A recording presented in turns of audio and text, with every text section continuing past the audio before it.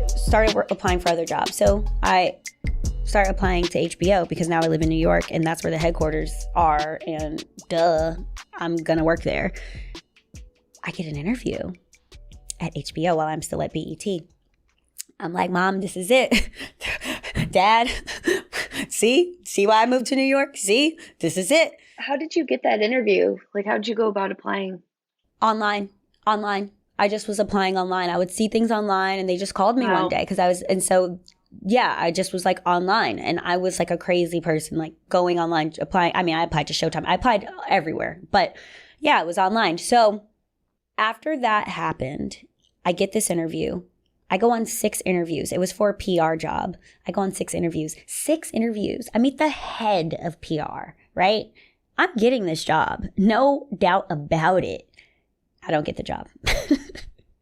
After 6 interviews at HBO, I don't get it. And I'm like, oh. But the good thing is I was in their database, and for whatever reason, I guess, they called me for another position, which is the job that I did end up getting. And I took a major pay cut, actually, because I was a producer on 106 and Park at BET, and I was going to be a coordinator at HBO.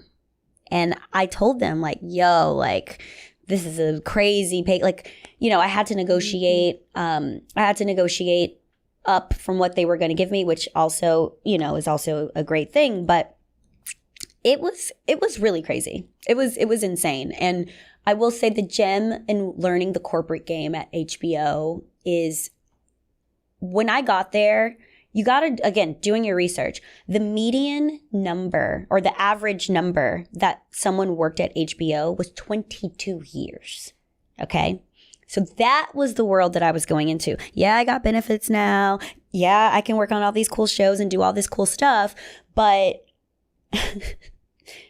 22 years? Am I going to really be a lifer?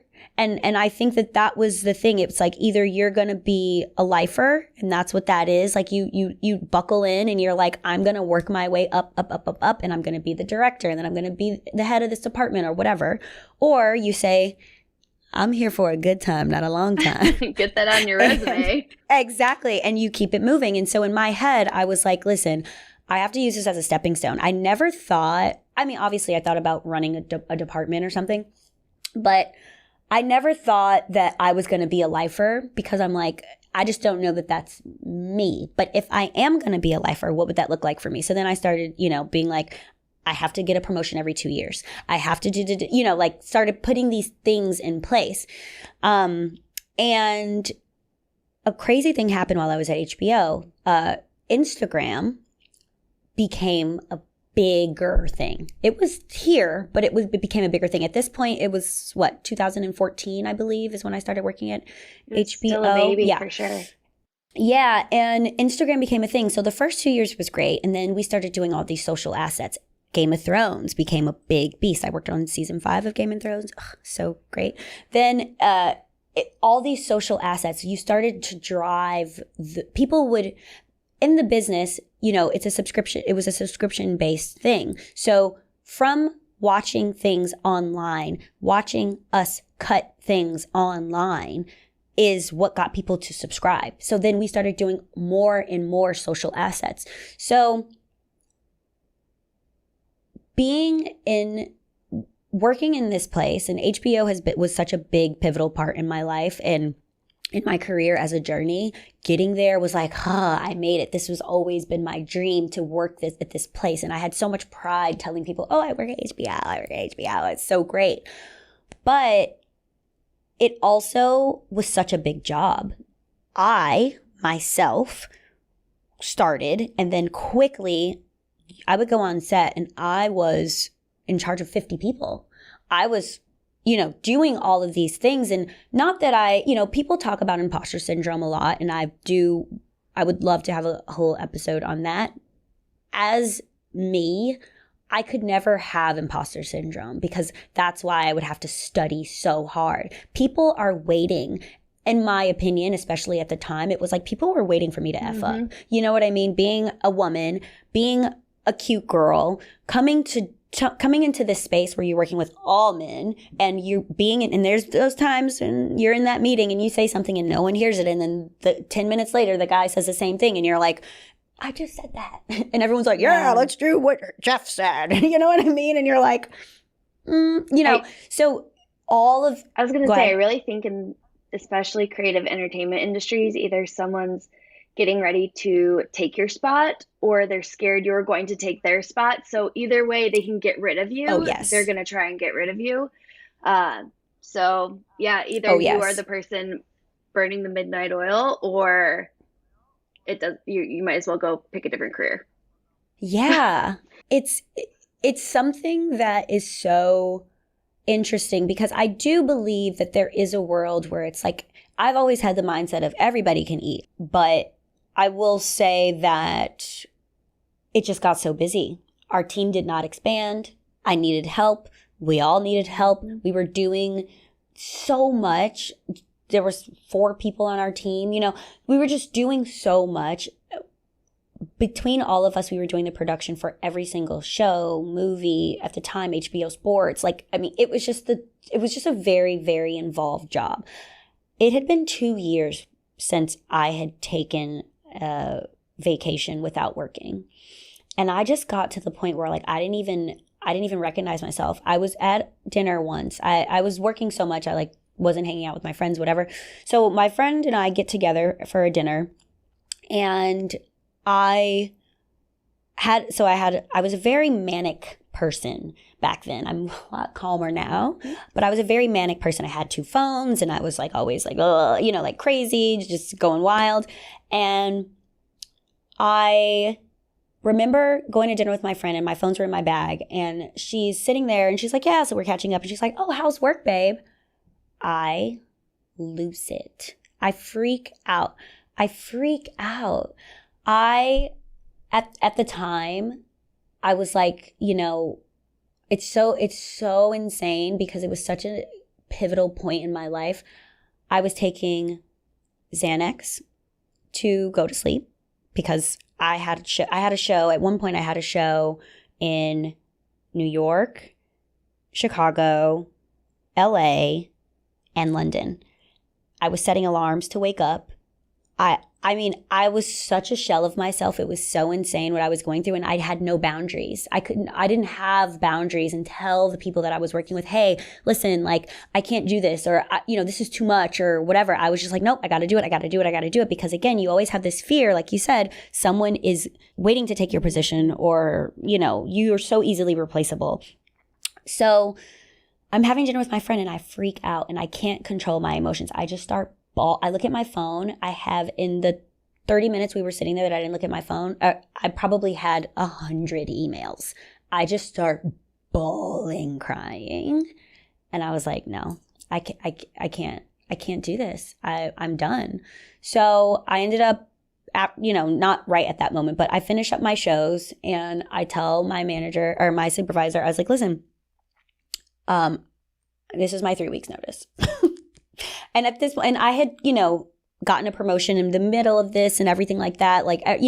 I was on the right track, and I really did love working with my team and things like that. But I was just like, I'm a shell of myself. Something has to give. Something has to change. There were a lot of changes happening at HBO. AT&T had just acquired them. That's a whole other thing that happened. But I started getting deeper into my meditation practice. And once I did a meditation and I saw who I really was, I was like, she is calm. She is soft. She is cool. She is cool, calm, and collected. I was so, and the person that I was like, because there was just, it's a fast-paced business. You can't be like, yeah, guys, let's do this or this or this. Blah, blah. You have to be like, boom, boom, boom. You have to be so on top of it. So it just felt like, and then also I'd have to come to work and be bitchy to people because no one wanted to work. I shouldn't say no one wanted to. Some people didn't want to work. When we would get on set, it's like, no. You can't show up like that. We gotta get it going. So then it's like you having conversations with people because you're in charge of these people. And it was a lot, and it didn't resonate with who I was anymore, or who I was becoming, or who I saw myself becoming, I should say. So I left that job, and it was really, really, really sad. And I think the gym there is getting clear on really what matters to you and what you enjoy. And at the time when I got to HBO, I was like, oh, I just want to work in television, and I want to tell stories, and I want to be a part of the best, and I want to work with the best. And like, that was what mattered to me. And then I said, no, I'm going to do this. And what started to matter to me was mindfulness and being present. I couldn't even have dinner with my friend who I haven't seen in 2-3 months without freaking out because I have 100 emails. Like, that just, I got older, and like, these connections and people you meet, it starts becoming, I think, more important. So I had to get clear on that. And I was like, okay, this is not serving me anymore. And I felt stuck. So what do you do when you feel stuck? You transition, you pivot, you figure out what you want to do, right? So it's time to transition. So boom, I leave and I go, you know what? I'm just going to freelance. I get on a movie. I do a movie. I start working with this guy. We create a show together. He pays me as a writer. I was just like, let me figure it out. During my HBO days, though, let's bring Julie LaPlaca back into the gig. She messages me and says, do you want to come on The Bachelor? I had just gotten my promotion at HBO. And I was like, girl, I'm not leaving my corporate ass job to go be on this ridiculous show. You know what I mean? No. By the way, I didn't even watch the show because I was like, what? Like, no. Guess who The Bachelor was for that season? I didn't know it at the time, but guess who The Bachelor was? It was Colton Underwood. So she wasn't going to find love anyway if I did go on there. Because Colton, he didn't want me. No, he didn't. But we're happy he's happy now. Yes, good job, Colton. But that's so crazy that was the show. Well, a producer called me once, and I was like, oh my gosh. I'm not going to leave my job, but tell me about it. So I leave HBO. I go start working freelance. This whole time, Julie and I are friends. We've been on trips together. We've hung out. Her family knows my family, whatever, blah, blah, blah. She's like, well, Natasha, we're talking one day. She's like, Natasha, I've spent a month with The Bachelor, and I know you so well. I really think you guys would be a vibe. And I'm like, Julie, shut up. And by the way, my dating life, all I cared about was work. My dating life was shit. Like, it was awful. I was just dating. It was... my dating life was so messed up. Yeah, I dated a guy for off and on for 5 years. Then I dated another guy for 2 years. And it was always off and on, off and on. It was never just like, oh, yes, right? Because I was so focused on my career, to be honest. I think in hindsight, it's what my therapist said. Where energy goes, energy flows. Yep. So she's like, you're not working now. Why don't you come be on The Bachelor? And I was like, no, girl, I still don't think it's a good idea. She's like, let me just send an email and just see. And I was like, okay. She pulls a bunch of pictures from my Instagram, sends an email. Labor Day, they start calling me. They're like, hey, so we got casting calls. Labor Day. And I'm like, I don't hear anything for months. I'm like, okay, yeah. I talked to one person, then another person calls, then another person calls. My dad's birthday is September 11th. I had a trip planned. I go see him for his birthday every year.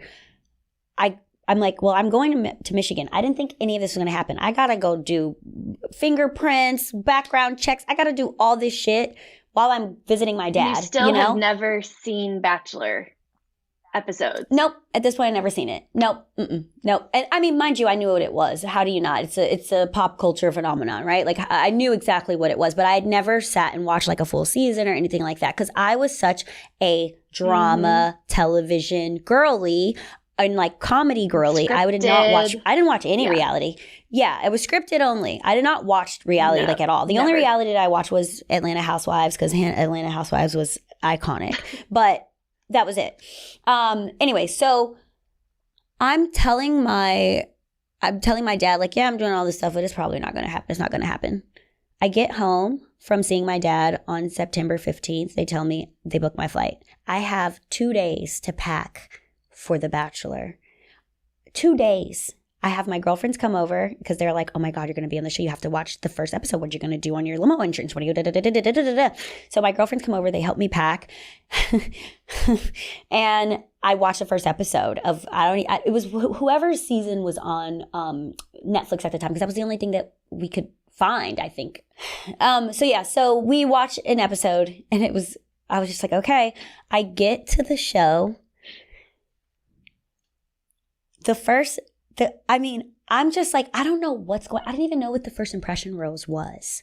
I was just like, what? Like, they were like, oh, that's the first impression rose. I mean, I knew what it was, but when it happened during the show, I didn't know what was happening. I was just like, why is that rose there? I know people get roses, but like, why is that there? Literally in the first episode, you can go back and hear me say, they aired that. I can't believe they aired it. Hear me say, the what? Because they're like, that's the first impression rose. And I'm like, the what? Like, it was so crazy. And the producer was like, there's people who come on the show all the time who are like, yeah, I don't watch the show. And they do. And they've studied it. And they're like, they don't watch it. They're like, no, bitch, you really didn't watch this show. I was like, no. And all these other girls, they got casted so much sooner than I did. So, I mean, Sydney, who's one of my good friends, she's in my room.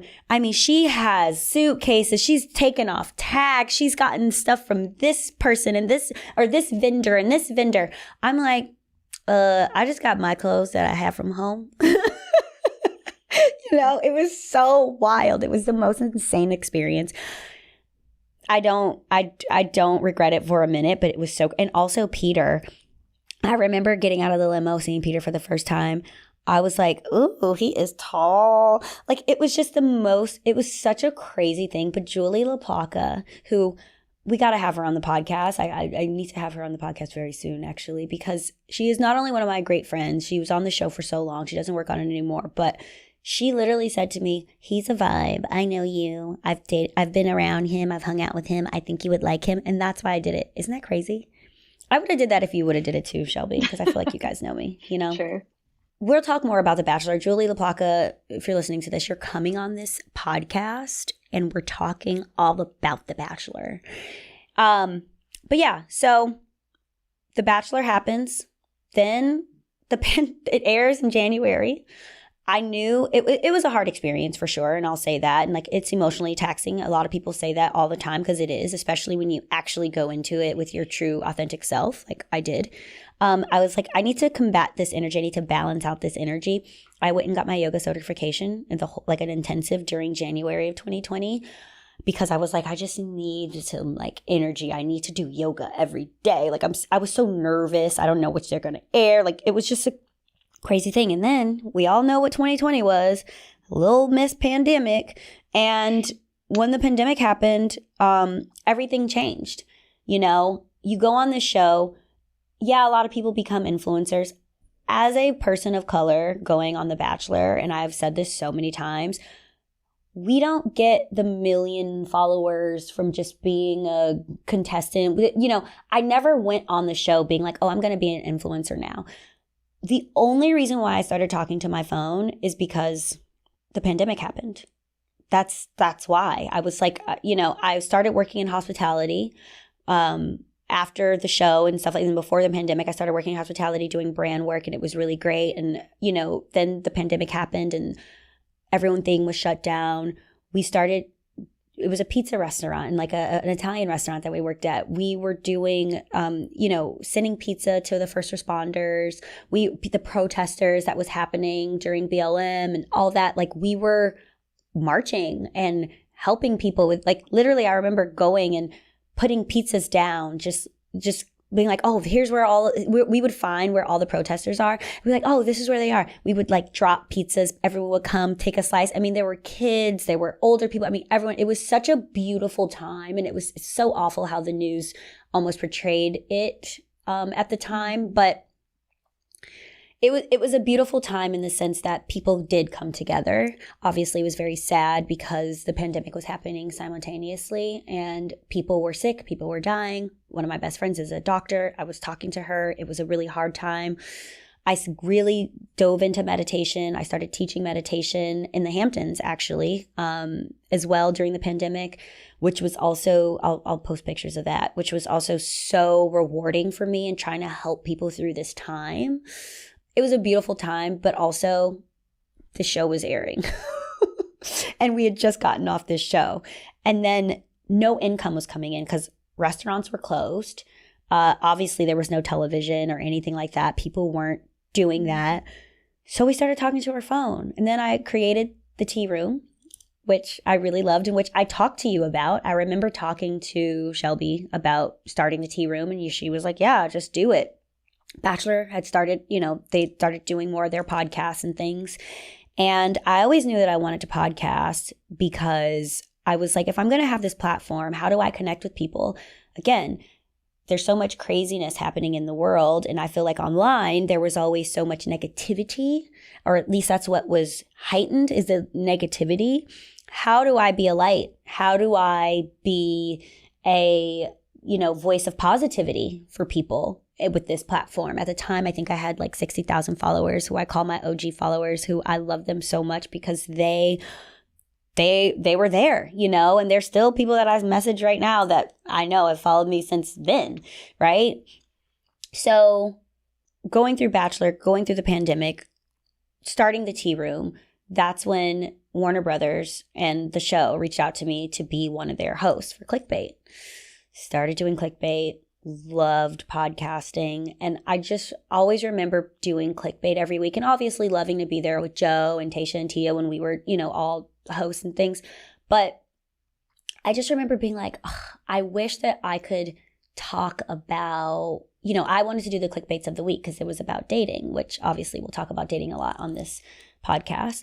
But I wanted to help people. I was like, I wish we could talk about, I would read an article or read a new book, and I'd want to just dive into that and talk about that on Clickbait. But that's not Clickbait. That wasn't what we were talking about. We were talking about Bachelor. We were talking, which great. And we love that. And it was so fun. But I wanted to bring a different meaning to things. And that's why I was like, after, I think I did maybe 4 episodes of Clickbait. And I was like, I have to get my own podcast eventually, so I can really connect and talk about things that are going to help people elevate, entertainment. I think Clickbait was very entertaining, and it was fun and it was funny. And obviously we still want to entertain people and be crazy and talk shit and do all of that stuff, because we will do that. But the overall theme is, how do we help people? And so that's when, living in New York City, being here, being amongst so many entrepreneurs, I have so many friends that own businesses that I want to have on this podcast, that they're just like you or me, but they have figured out great things to do in their moments of stuck and get unstuck. Let's share that. Let's open up those doors. So I left Clickbait, and the gym there from the tea room to Clickbait was be proactive. You want to do something, use your platform. I don't care, and be consistent. I don't care. I think I did the tea room for, I did it every week for maybe 3 months or something like that. And I didn't know that I was going to get offered a podcast. I just was like, I'm just going to practice a little, see how I like this. Because you have to get used to yourself talking and whatever. Be proactive. People have dreams, goals, and things, and they think to themselves, oh, I can never do this, I can never do that. But you could do it on maybe a smaller scale. I didn't know how to record or upload this or do any of that stuff. I knew how to get on Instagram Live. So let's try that, right? So I say that to say, if there's something that anyone listening to this, they want to do, you have to be proactive. And even if it's just researching, starting there and being proactive in what you want to do. So podcast happens. Start being a full-time content creator, start influencing, fashion is my creative outlet, and I do love it so much. And I do want people to, when you look good, you feel good. And I'm like that, at least for me, that's how I feel. So if I feel good in something, or I find something, and I mean, shopping is therapy. Retail therapy is a real thing. It really, really is for me. And I think for a lot of people, hence why they say women are driving our economy, because we shop so much. It's true. It's true. But with that said, I think these gems that we this journey that we're on, your career is a journey. I didn't know that I was going to end up here. I'm glad that I've ended up here, but it's not about what you do for life. It's about what you want to do right now. And things transition. And when you get into a moment of like, they say there's peaks and there's valleys. When you get in a moment of stuck, what do we do? How do we pivot? How do we transition? What is next? And it's okay not to know, but it's also really, really good to know when you feel uncomfortable. And I can remember being in LA feeling uncomfortable. Oh, I got to move to New York. Oh, I remember being at working at HBO, being uncomfortable, being like, oh my God, like I can't even get any sleep. This is crazy. I got to pivot. I got to move, right? So these things happen and we have to learn to pivot and transition. And what does that look like for everyone? So that is how we got here. This is how we started Hidden Gems. We are here now. And I can't wait to take this new journey with everyone. And I don't know what we're going to call ourselves. My little gyms, my gymmers, my gym finders, this community that we're building. Because I want people to come here and be like, hey, I feel stuck in this. How do I get through this? And it's everything in life. It's not just career. I wanted to start with career because I think a lot of my followers know me obviously through Instagram and through The Bachelor, but nothing before that. That's why I really wanted to come on and talk all through how we kind of got to this point. And, more to come, obviously, but there's so much about dating because a baby girl been stuck so many times in that. Woo! And how we pivot from that, and then we go back, and then we come back, and then oh, Lord.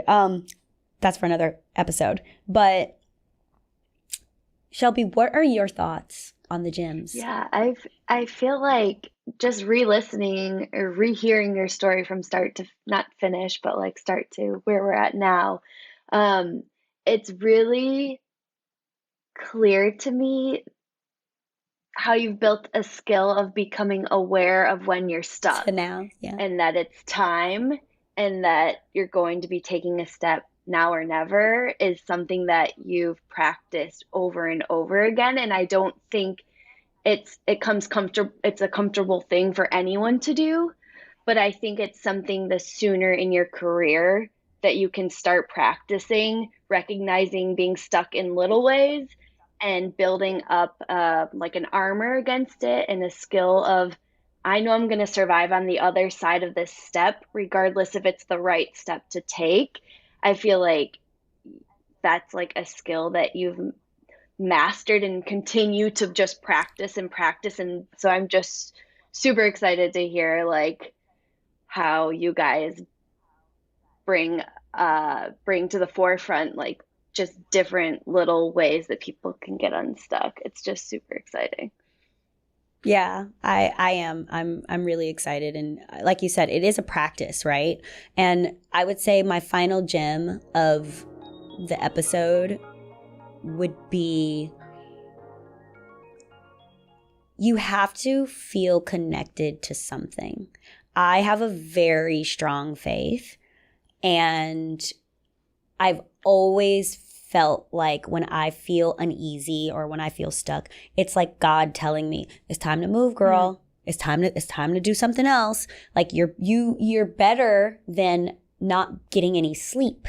Like what else is there for you? And I've always felt very connected to my faith in that way.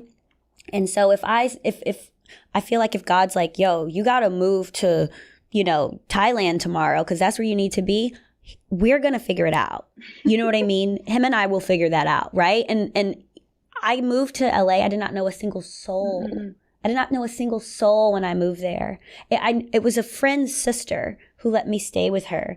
And I just met people along the way. But I knew God. And I think that you have to feel pulled or drawn somewhere. And also, if you don't know what you want to do, how can you help people? Ask yourself, how will this help people? Because I've always felt that way. Even in television, people think television's so this or that, but it's entertainment. And entertainment gets people off the fact that, oh, my dad just died or this or that or whatever's going on in their life. We need entertainment. We need to shut off sometimes. And I think that asking yourself those questions, what am I good at? What do I like doing? What can also make me money? What would I do for free? When I first started working in television, just to be on Paramount's lot, free, I would do it, right? So you have to ask yourself those questions and feel and get connected. And we're going to talk about how to get connected. I have so many tips and tricks of how to get connected if you don't feel connected to something or pull to something. So, so that's my final gem. And guys, I want to thank you, and I want you to come along with me on this ride that we are going to have for Hidden Gems. And I want you guys to feel free to message me at any time in the show, anytime. There's an amazing group of people helping me with this podcast who also believe in this podcast and just wanting the world as a whole to feel, I think, more connected to not only each other, but to self. And when I got connected to myself and started feeling that what feels good, and what I mean by feels good is like what feels right. Like this feels right. This doesn't necessarily feel right. So thank you all for listening. And Shelby, thank you. I hope you will come back and like just be like you being here. It just warms my whole heart. And I really, really want to thank you for being here. And I hope you come back. Oh, for sure. I want everyone to feel a little lighter when they come to this podcast. Feel a little lighter, a little more inspired about life and happiness. I am so, so, so excited to get this started and to see you guys every week. Bye-bye. Thanks for listening to Hidden Gems with me, your host, Natasha Parker. Don't forget to rate, review, and subscribe. It really helps grow our budding community. Follow me on IG at Natasha Parker and the show at Gems with Natasha. Hidden Gems with Natasha Parker is produced by Gotham Production Studios.